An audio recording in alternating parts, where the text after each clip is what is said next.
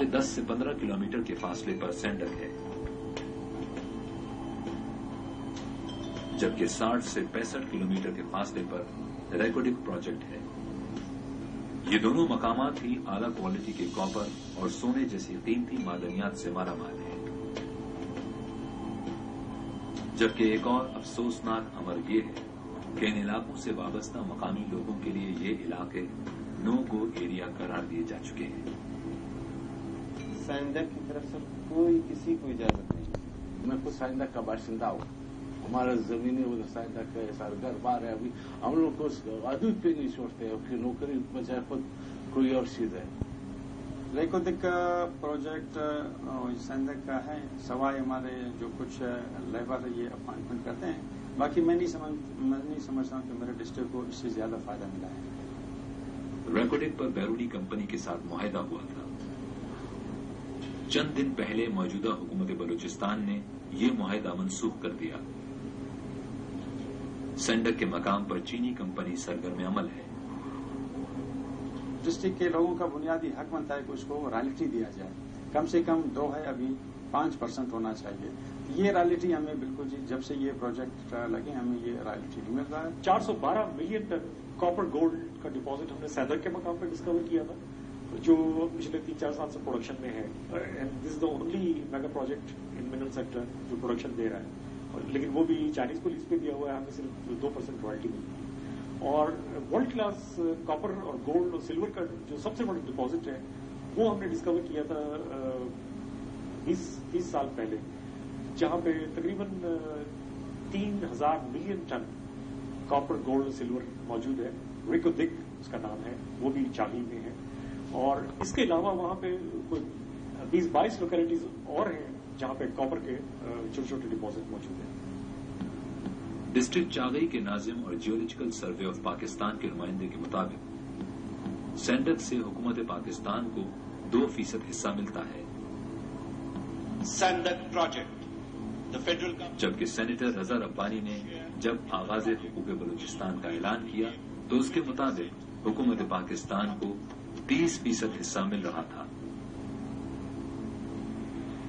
مرکزی حکومت کو چاہیے کہ سینڈک کا معاہدہ منظر عام پر لے آئے تاکہ بلوچستان کے عوام کو ان کا اصل حق مل سکے اور حقیقت کا پتہ چل سکے۔ جو یہاں کے منرل اور نیچرل ریسورسز سے رچ صوبہ ہے، یقیناً مطلب ان کی جو گریٹ پاور گیم کے جو پلیئرز ہیں ان کی نظریں یقیناً یہاں کے جو منرل اور نیچرل ریسورسز پر ہیں، تو ابھی وہ کس حد تک کامیاب ہوتے ہیں، اور یہ جو کنفیوژن جو پھیلی ہوئی ہے، یہ وقت آنے والا وقت بتائے گا کہ وہ کس حد تک جو نا ریسورسز تک پہنچنے میں کامیاب ہوتے ہیں۔ ان اربوں ڈالر کے تانبے اور سونے کے ذخائر سے پاکستان کا تمام غیر ملکی قرضہ ادا کیا جا سکتا ہے اور پاکستانی قوم کی قسمت بدلی جا سکتی ہے، لیکن افسوس کوڑیوں کے مول ہم اپنے انمول ذخائر دوسرے ممالک کو فروخت کر رہے ہیں۔ خزانوں سے بھری اس سرزمین پر بلوچستان کے لوگ غربت اور پسماندگی کی زندگی بسر کرتے ہیں۔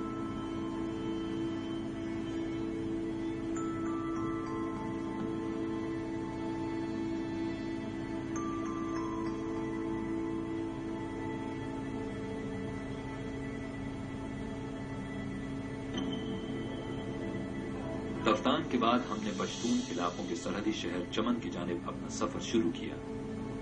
ہم دیکھنا چاہتے تھے کہ چمن کے لوگ کس طرح اپنی زندگی گزارتے ہیں۔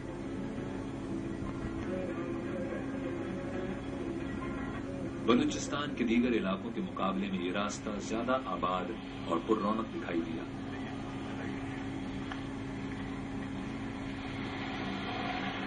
یہاں ہر طرف لوگوں کی چہل پہل اور گہما گہمی کا عالم تھا۔ چمن کے راستے میں ہی مشہور خوجب پاس بھی آتا ہے۔ خوجب پاس میں سڑکوں کا انتہائی برا حال ہے، جبکہ افغانستان کے لیے زیادہ تر کاروبار بھی اسی راستے کے ذریعے ہوتا ہے، اور آج کل نیٹو افواج کی ضروریات کا سارا سامان بھی اسی راستے سے افغانستان لے جایا جاتا ہے۔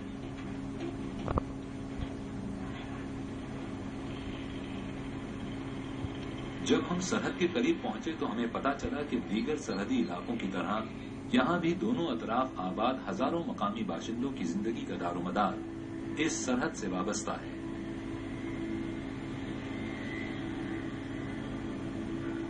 यहां भी बॉर्डर के दोनों अतराफ पश्तून कबाइल आबाद हैं, लेकिन अब यहां से बआसानी सरहद अबूर करना इंतहाई दुश्वार हो गया है। यहाँ पे हमारी जो गांव है, यहाँ पे चेक पोस्टें हैं, तमाम चेक पोस्टों को सील किया है। नाम मरीज को ले जा सकता है, नाम आटा घर ले जा सकता है।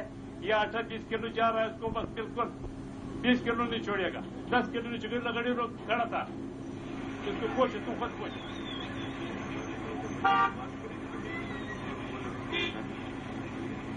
हमें ये जानकर बहुत हैरत हुई कि इस मकाम पर बहुत सारे बच्चे और नौजवान सारा दिन सरहद के दोनों अतराफ मुख्तलिफ अशिया स्मगल करने की जस्तजू में लगे रहते हैं।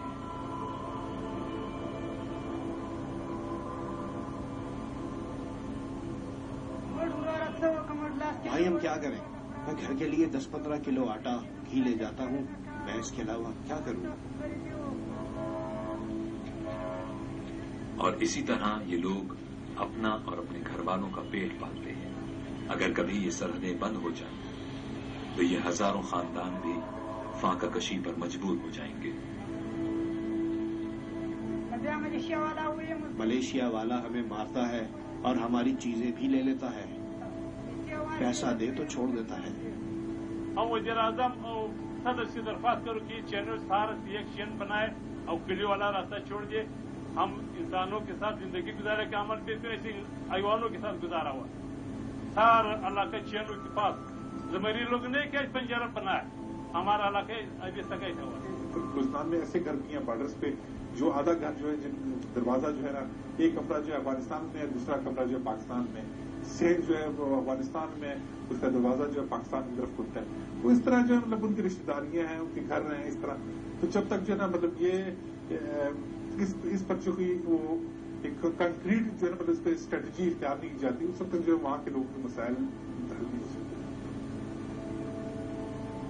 इन सब लोगों को देखकर ऐसा महसूस हुआ जैसे ये इंसान नहीं बल्कि किसी मशीन के पुर्जे हों। मुशाहिदा करने पर हमें इनकी जिंदगी का सिर्फ एक ही मकसद नजर आया कि सरहद कैसे अबूर की जाए।